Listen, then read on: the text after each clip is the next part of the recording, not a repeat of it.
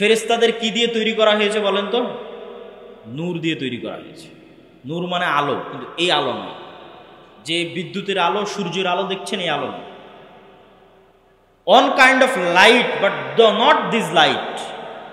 নূর এক প্রকারের আলো, তবে এই আলো নয়। তাহলে আগে নূরের অস্তিত্ব থাকতে হবে, তাহলে ফেরেশতার অস্তিত্ব থাকবে, যেহেতু ফেরেশতা নূর থেকে তৈরি। আমাদের নবী মুহাম্মদ সাল্লাল্লাহু আলাইহি ওয়াসাল্লাম বলছেন, আল্লাহুম্মা জাআল ফি কলবি নূরা ওয়া ফি সামঈ নূরা ওয়া ফি বাসরি নূরা। হে আল্লাহ, আমার অন্তরে নূর তৈরি করে দেন। হে আল্লাহ, আমার কানে নূর তৈরি করে দেন, আমার চোখে নূর তৈরি করে দেন। লিসানি নূরা, আমার জিহ্বায় নূর তৈরি করে দেন। আমার ডানে নূর তৈরি করে দেন, বামে নূর তৈরি করে দেন, উপরে নূর তৈরি করে দেন, নিচে নূর তৈরি করে দেন, সামনে নূর তৈরি করে দেন, পিছনে নূর তৈরি করে দেন, আমার নফসে নূর তৈরি করে দেন, আর আমার নূরকে বাড়িয়ে দেন। রাসূল সাল্লাল্লাহু আলাইহি ওয়াসাল্লামের দোয়া। তাহলে নূর কিছু একটা যা চোখে তৈরি হয়, কানে তৈরি হয়, সামনে তৈরি হয়, পিছনে তৈরি হয়। এটা অস্তিত্বশীল একটা জিনিস। এটাকে ফিল করার জন্য, অনুভব করার জন্য উদাহরণ দেই। আপনার চোখের পাওয়ার আছে, কি দিয়ে বুঝবেন আপনার চোখের পাওয়ার আছে? মেশিন টেশিন দিয়ে মাপতে হয় চোখের পাওয়ার আছে। নিজে থেকে বুঝার কোনো উপায় নাই যতক্ষণ না চোখের পাওয়ার না কমে। চোখের পাওয়ার কমলে তখন ডাক্তারের কাছে যেতে হয়। কানের শ্রবণ শক্তি কমলে মেশিন লাগাতে হয়। তো আপনার চোখের পাওয়ার যেমন বাস্তব, কানের শ্রবণ শক্তির পাওয়ার যেমন বাস্তব, ঠিক এই কানে নূর তৈরি হয়, এই চোখে নূর তৈরি হয়, এটা ওইরকম বাস্তব। হার্টে চর্বি তৈরি হওয়া, হার্টে ব্লক তৈরি হওয়া যেমন বাস্তব, কালবে নূর তৈরি হয়, এটা এরকম বাস্তব।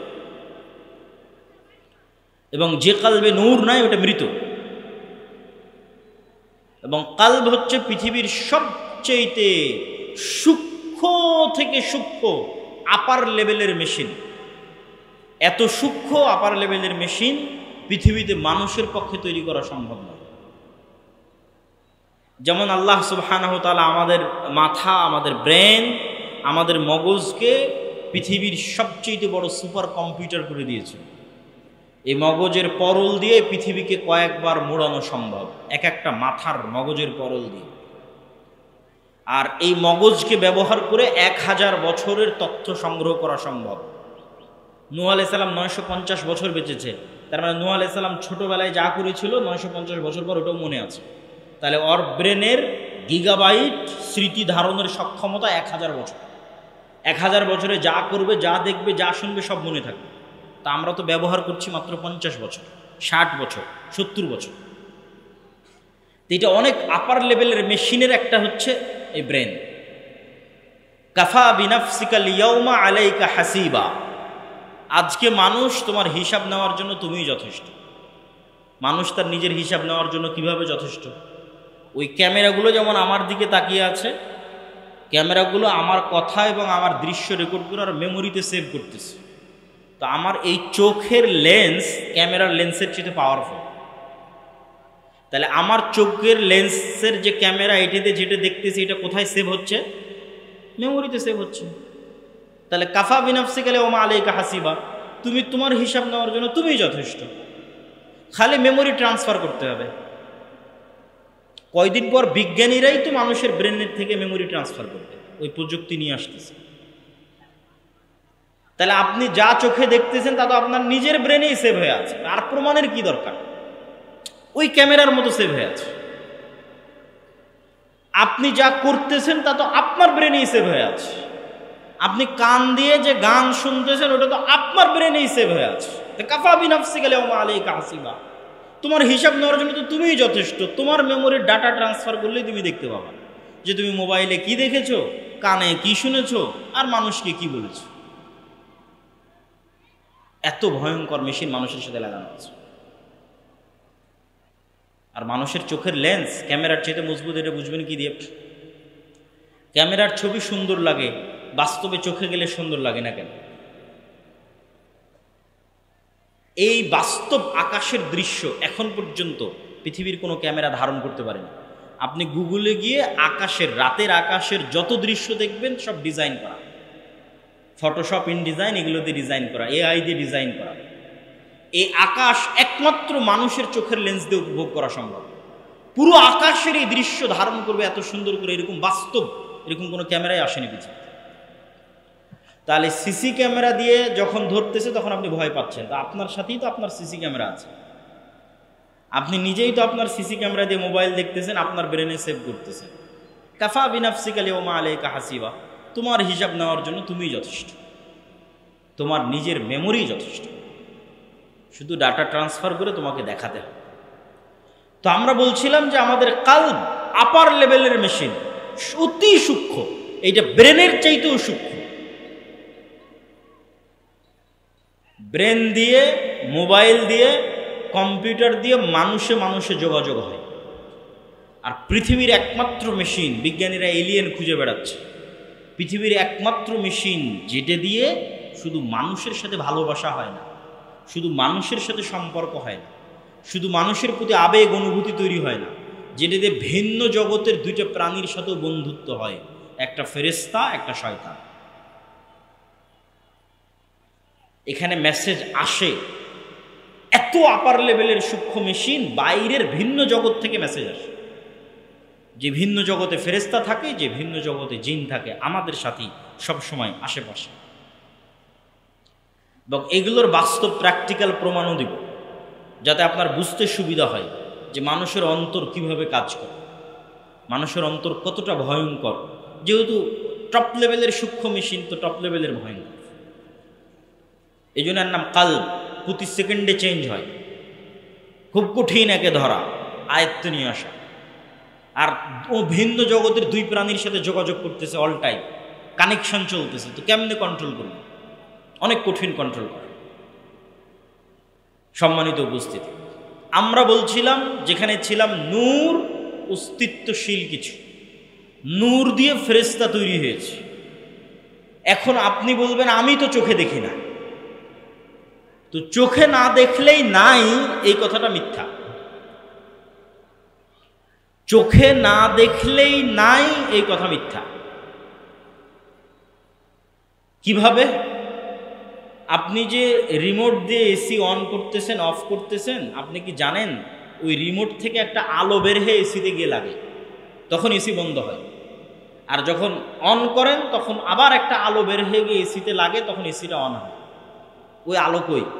কার মধ্যে দিয়ে ওই আলো এসিতে গেল? আপনি কোন দিন চোখে দেখেছেন? এইটা ঠিক বিজ্ঞান ধরতে পারতেছে, বিজ্ঞান ইউজ করতেছে, কিন্তু আপনি তো জীবনে কোনোদিন চোখে দেখেন, আপনার বাস্তবেই চোখে দেখেন।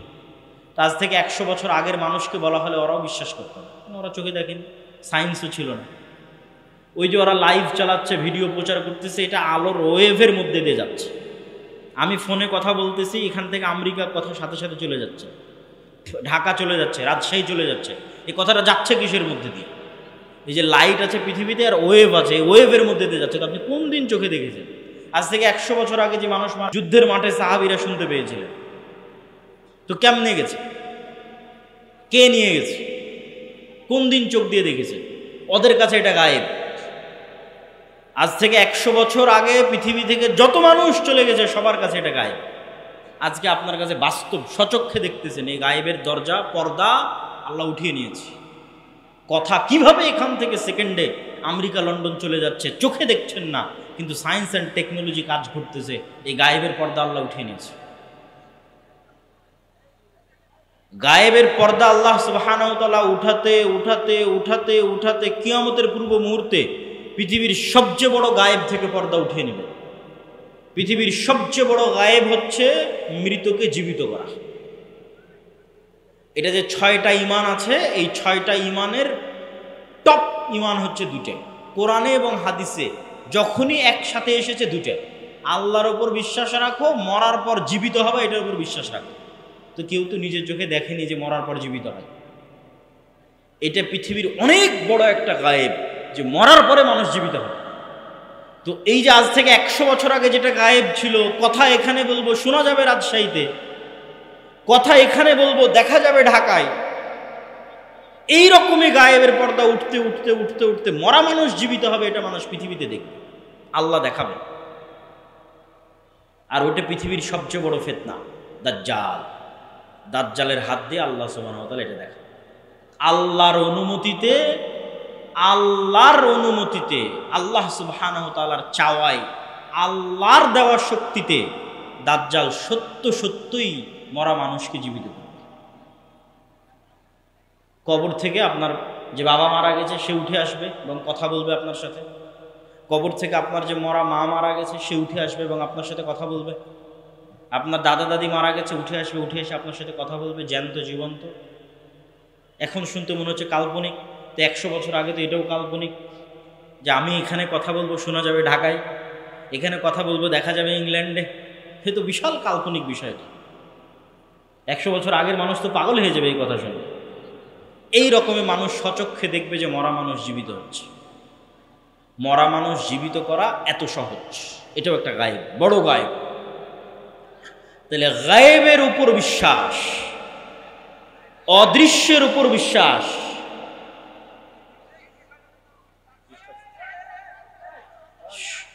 সম্মানিত উপস্থিতি, আমরা একটু ধৈর্যের সাথে হইচই না করে আমাদের বক্তব্যের মোটামুটি আমরা একটা পর্যায়ে এসেছি। কিছু গুরুত্বপূর্ণ কথা বলে বক্তব্যের শেষের দিকে যাব। নূরের অস্তিত্ব আছে, ফেরেশতার অস্তিত্ব আছে।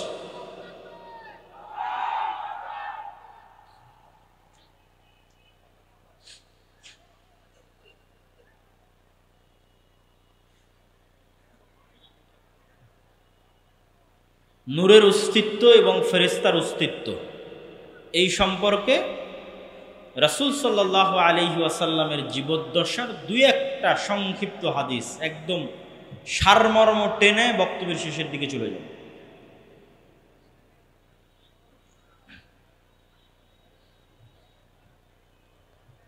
দুই একটা সারমর্ম কথা কি?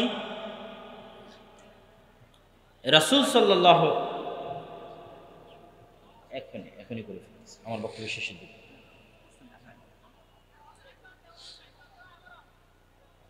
তো ফেরেশতাদের বিষয়ে দুই একটা কথা শুনে নেন।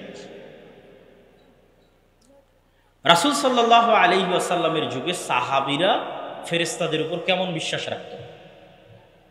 একদিন এরকম মজলিসে বসে আছে একজন মানুষ, দেখতে খুব সুন্দর, সাদা ধবধবে পোশাক।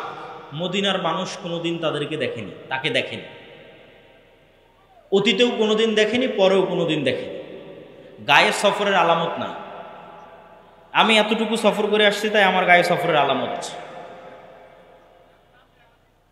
আল্লাহ নবীকে জিজ্ঞেস করলো ইসলাম কি, ইহসান কি, ঈমান কি, কিয়ামত কখন হবে? উত্তর দিয়ে বিদায় নিল। আল্লাহ নবী সাহাবীদের জিজ্ঞেস করলো তোমরা কি জানো কে এসেছিল? তো বলে না। তো বলে এটা জিবরাইল এসেছিল তোমাদেরকে দিন শেখানোর জন্য। তাহলে ওনারা স্বচক্ষে কাকে দেখলেন বলেন তো?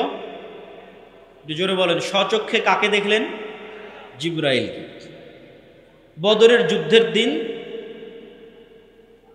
দুইজন যোদ্ধা যুদ্ধ করতেছে। আব্দুর রহমান বিন আউফ রাদিয়াল্লাহু তাআলা আনহু বলছেন, যাদেরকে তিনি আগে কোনোদিন দেখেননি, পরে কোনোদিন দেখেননি।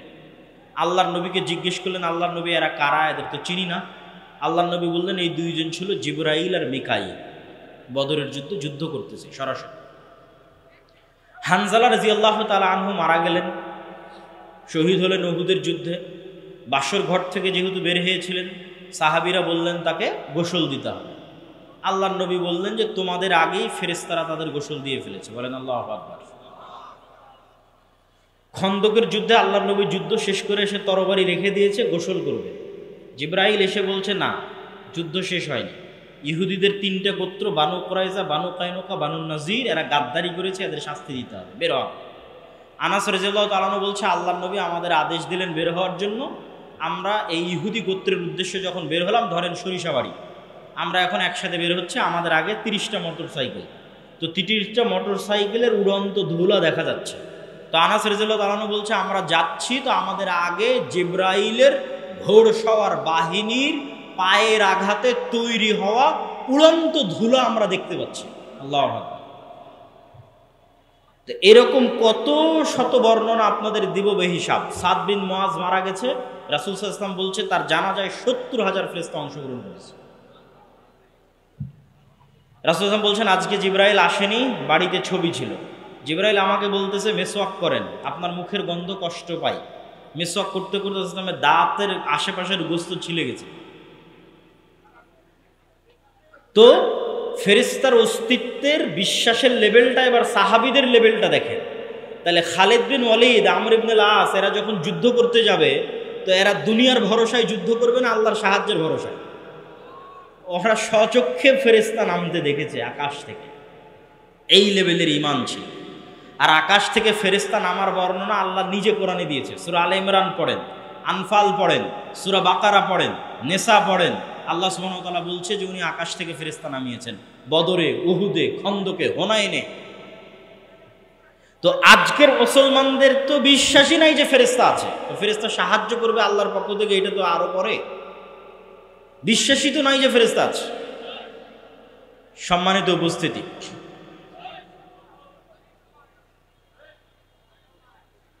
উপস্থিতি, আমরা আমাদের বক্তব্যের শেষের দিকে চলে এসেছি।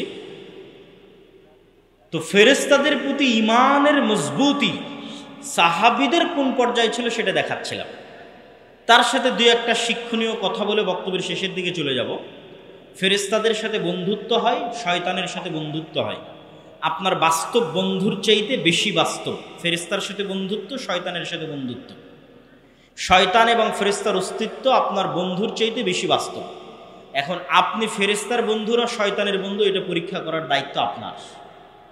এখন রাসূল সাল্লাল্লাহু আলাইহি ওয়াসাল্লামের মতো পবিত্র মানুষের মুখের গন্ধেও জিবরাইলের কষ্ট হতো। তাহলে আজকে যারা আপনারা এখানে বসে আছেন তাদের মধ্যে কেউ যদি বিড়ি সিগারেট পান করেন, তাহলে আপনার কাছে ফেরেশতা আসে না আসে না বলেন? বিড়ি যদি রাসূল সাল্লাল্লাহু আলাইহি ওয়াসাল্লামের পবিত্র মুখের গন্ধে জিবরাইলের কষ্ট হয়, তাহলে আপনার বিড়ি সিগারেট খাওয়া গন্ধে, মুখের গন্ধের কাছে ফেরেশতা আসে না আসে না? ফেরেশতা আসে না। সম্মানিত উপস্থিতি,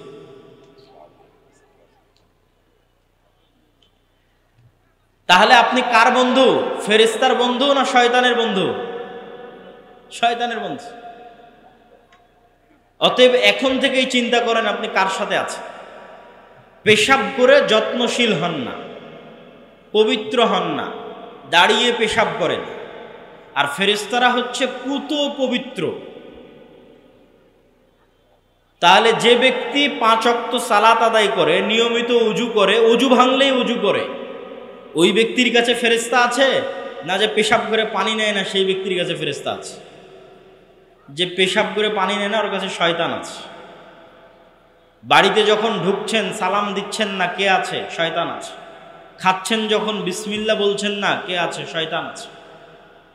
সম্মানিত উপস্থিতি, শয়তান এবং ফেরেশতার অস্তিত্ব বাস্তব। আপনাদের মধ্যে স্বেচ্ছাসেবক ভাইয়েরা দানের জন্য গেছে।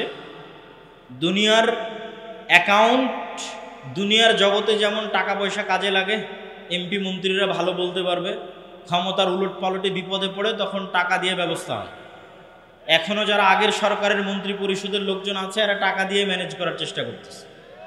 তো কিয়ামতের মাঠে যখন বিপদে পড়বেন তখনও টাকা কাজে দিবে, কিন্তু টাকা তখন তৈরি করা যাবে না, এখন পাঠিয়ে রাখতে হবে। কিন্তু কিয়ামতের মাঠেও টাকা কাজে দিবে। এখন যে টাকা আপনি ব্যাংকে রেখেছেন এই টাকা যত পার্সেন্ট বাড়বে, 12%, 10%, 14% সুদে, আর যে টাকা এখন জমা দিবেন এটা আল্লাহ সুবহানাহু ওয়া তাআলা বাড়াতে বাড়াতে 700 গুণ, চাইলে আরো বেশি গুণ বাড়াতে পারে। তো কিয়ামতের মাঠে আপনি বিপদে পড়বেনই। মানুষ এসে বলবে আল্লাহ আমাকে মেরেছে, ও আর নামে গীবত করেছে, আল্লাহ আমাকে অপবাদ দিয়েছে। তো লোকজন আপনাদের মধ্যে যাচ্ছে, আপনাদের যে সহযোগিতা করার মানসিকতা আছে সেটি অবশ্যই আপনারা প্রদর্শন করবেন এবং নিয়ত রাখবেন পরকালে জমা দিচ্ছেন। পরকালে গিয়ে দেখতে পাবেন মৃত্যুর পর। ঈমান বিল গায়ব ইয়াকিনের স্তরে নিয়ে যেতে হবে। মরবেন এটা নয়, মরে গেছেন।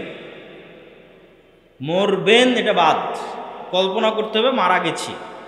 অন্তত 2100 সালে এই পৃথিবীতে আমরা এখন যারা আছি কেউ নাই, কেউ থাকবে।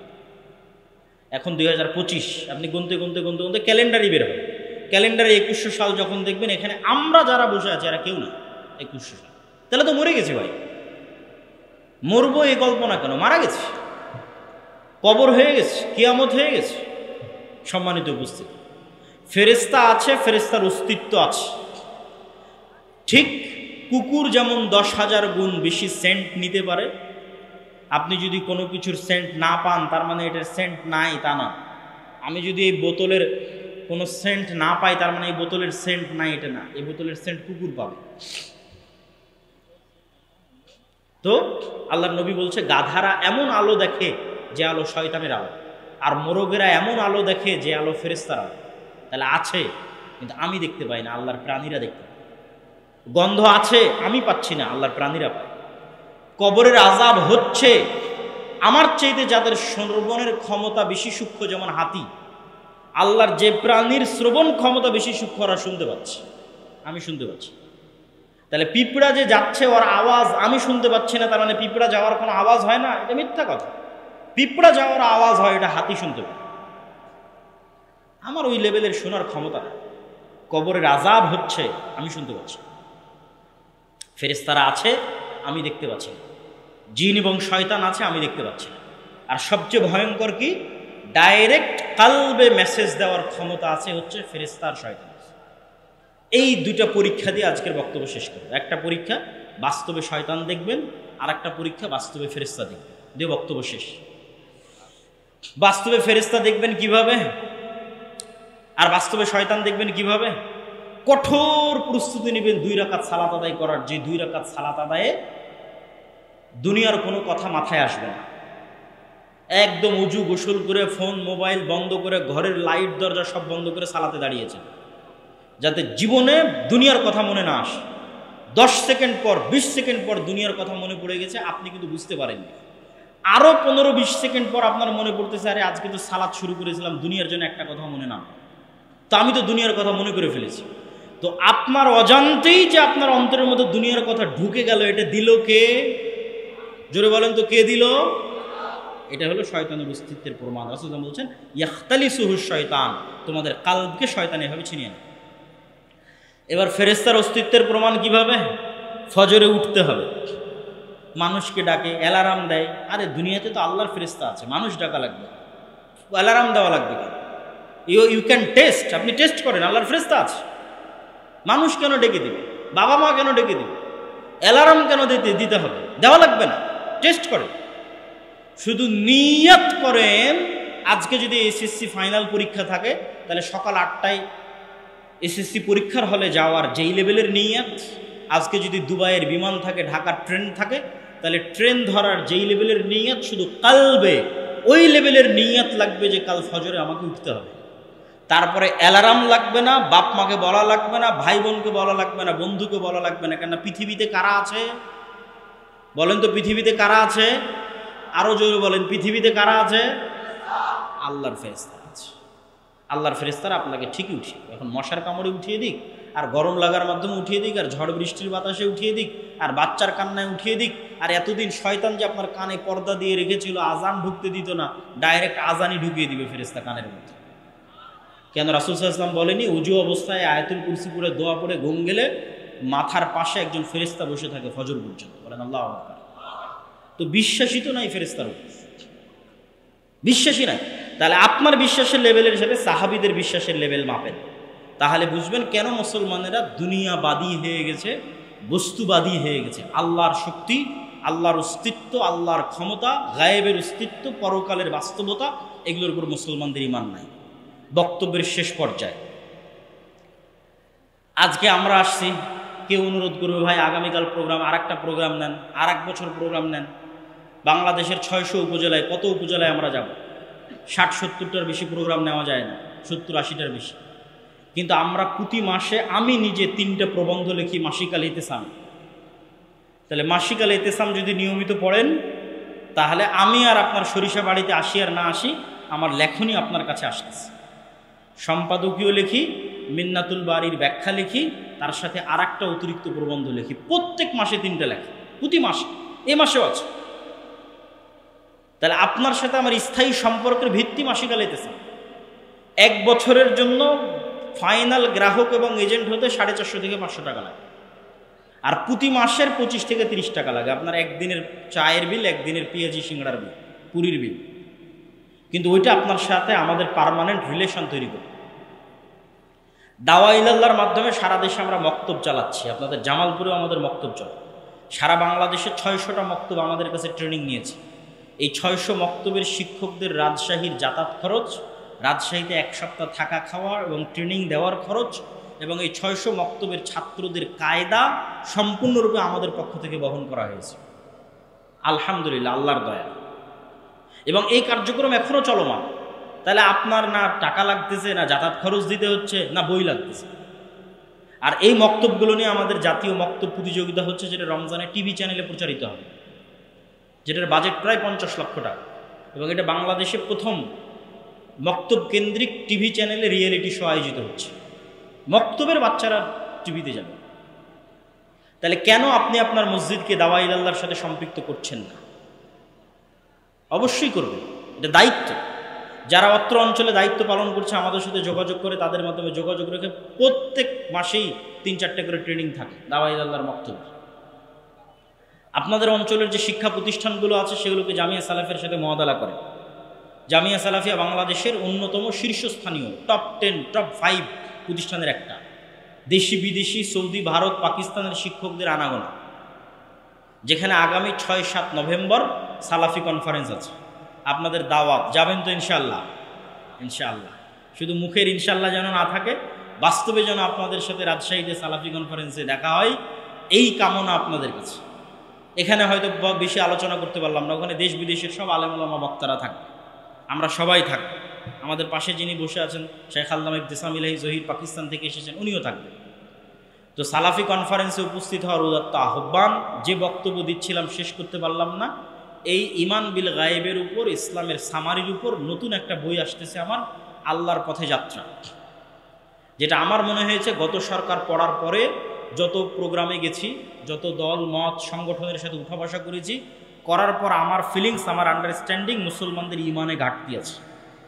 মুসলমানেরা ইমান বিল গায়েব রাখেই না, আল্লাহর উপর, ফেরেশতার উপর, পরকালের উপর বিশ্বাসই রাখে। তাহলে বিজয় কেমনে আসবে? বিশ্বাস রাখতে হবে, বিজয় আসবে। অন্তরে নূর তৈরি করতে হবে। আপনাদের আমল নূর তৈরি করে। আপনি যে অজু করেন, এই অজু নূর তৈরি করে, এই নূর কিয়ামতের মাঠে দেখা যাবে। প্রত্যেকটা আমল নূর তৈরি করে, কোরআন তেলাওয়াত নূর তৈরি করে। আর মুসলমানরা আল্লাহর সাহায্য পাবে এগুলোর যেগুলো টেকনোলজি, তার মধ্যে সবচেয়ে বড় টেকনোলজি হচ্ছে সালাত। 2 নম্বর বড় টেকনোলজি হচ্ছে সাউন্ড টেকনোলজি। সালাতের মতো সাউন্ড টেকনোলজি আছে। সাউন্ড টেকনোলজি আবার কি? পৃথিবীতে বিজ্ঞানীরা এখন পর্যন্ত সাউন্ড টেকনোলজি আবিষ্কার করতে পারেনি, পারা সম্ভব নয়। সাউন্ড টেকনোলজির কিছু জ্ঞান আল্লাহ সুলাইমান আলাইহিস সালামকে দিয়েছিলেন। ওমা উতীতুম মিনাল ইলমি ইল্লা কালিলা। সাউন্ড টেকনোলজির সারমর্ম হচ্ছে এই কাঠও কথা বুঝে। সাউন্ড টেকনোলজির সারমর্ম হচ্ছে এই মাইকও কথা বুঝে, এই জামাও কথা বুঝে, কিন্তু কি বললে বুঝবে সেটা আমরা জানি না। ওই পিঁপড়া, ওই গরু, ছাগল, উট সব কথা বুঝে, কি বললে বুঝবে জানি না।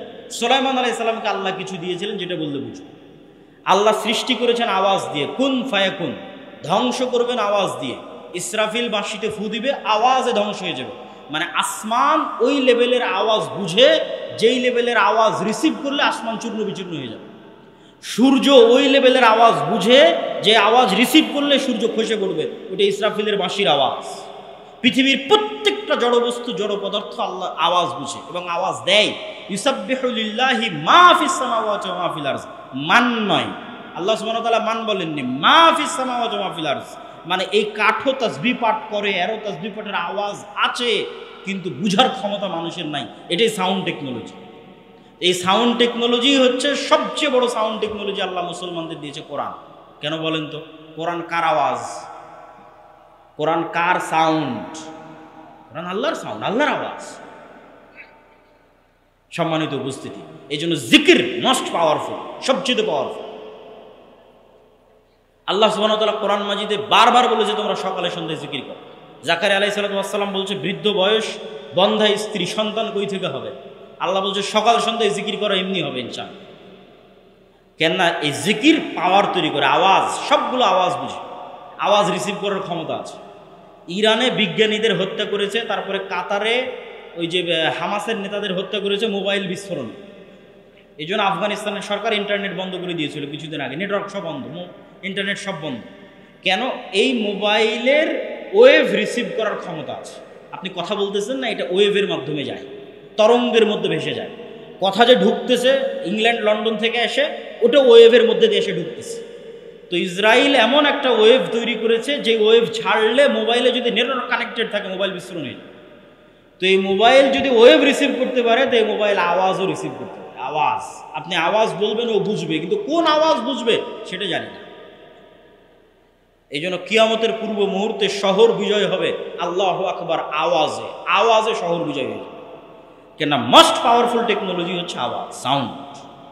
কোরআন, জিকির, সালাত, এগুলোই তো মুসলমানরা ছেড়ে দেবে। মুসলমানরা মনে করেছে দুনিয়াবেই সব কিছু, ভোটের মাধ্যমেই সব একমাত্র ক্ষমতায় যাওয়া যাবে, এই জন্য মন্দিরও পাহারা দিতে, অথবা আর অন্য কিছু মনে করতেছে যে না এটাই সব কিছু। কিন্তু এখানে যে ঈমান এবং আমাল সালেহ, সৎ আমল এবং গায়েবের উপর অকুণ্ঠ মজবুত বিশ্বাস, এই দুটো দিয়ে যদি সাহাবীদের মতো একটা প্রজন্ম তৈরি করা যায়, শুধু বাংলাদেশের ক্ষমতা নয়, সারা পৃথিবীর ক্ষমতা মুসলমানদের। আজকের মুসলমানদের চাইতে মুহাম্মদ সাল্লাল্লাহু আলাইহি ওয়াসাল্লাম এবং খোলাফায়ে রাশিদিন আজকের মুসলমানদের চেয়ে বেশি দুর্বল ছিল দুনিয়াবী দিক থেকে। আজকের মুসলমানদের কুয়েত, কাতার, বাহরাইন, সৌদি, পাকিস্তান, বাংলাদেশ, এদের যা শক্তি আছে এর চাইতে হাজার গুণ, লক্ষ গুণ, কোটি গুণে কম শক্তি ছিল খোলাফায়ে রাশিদিনের, উমাইয়া খলিফাদের, আমর ইবনুল আসির, খালিদ বিন ওয়ালিদের, তৎকালীন পারস্য রোমান সাম্রাজ্যের তুলনা। কিন্তু ওরা তো দুনিয়াতে বিজয়ই অর্জন করেনি। ইসলামের বিজয় তো দুনিয়াতে সম্ভবই নয়। ইসলামের বিজয় হবে গায়েবী মদদ, আল্লাহর অদৃশ্য সাহায্য। কিন্তু ওই লেভেলের ঈমান লাগে। ঈমান ওই লেভেলের পৌঁছে গেলে ফেরেশতা আবারও নামবে। কেন ফেরেশতা নামবে না? ঈসা আলাইহিস সালাম কাদের কাঁধে ভর দিয়ে পৃথিবীতে আসবে? কাদের কাঁধে ভর দিয়ে পৃথিবীতে আসবে? ফেরেশতার কাঁধে ভর দিয়ে পৃথিবীতে আসবে। দাজ্জাল যখন মক্কা মদিনায় প্রবেশ করবে, কে মক্কা মদিনা রক্ষা করবে? তরবারি হাতে ফেরেশতা। এসব কোরআন হাদিসে জলজল করতেছে, আবারও নামবে পৃথিবীতে। কিন্তু ওই লেভেলের ঈমান লাগবে। শয়তানের বন্ধুত্ব ছাড়তে হবে, ফেরেশতার বন্ধুত্ব গ্রহণ করতে হবে। আমরা তো সব শয়তানের গোলাম হয়ে গেছি, শয়তানের দাস হয়ে গেছি। শয়তানের বন্ধুত্ব আমাদের ধ্বংস করে ফেলে দিচ্ছে। আল্লাহ সুবহানাহু ওয়া তাআলা আমাদের হেফাজত করুক, আল্লাহুম্মা আমিন। মাসিক আল ইতিসাম ক্রয়ের দাওয়াত, আমাদের যে বই পুস্তকগুলো আছে সেগুলো দেখার দাওয়াত, আগামী 6-7 নভেম্বর, আগামী বলতে পরশুদিন সালাফি কনফারেন্সে উপস্থিত হওয়ার দাওয়াত রাজশাহীতে। এই কয়েকটা দাওয়াত দিয়ে আজকের সংক্ষিপ্ত বক্তব্য এখানেই শেষ করছি। আসসালামু আলাইকুম ওয়া রাহমাতুল্লাহি ওয়া বারাকাতুহু।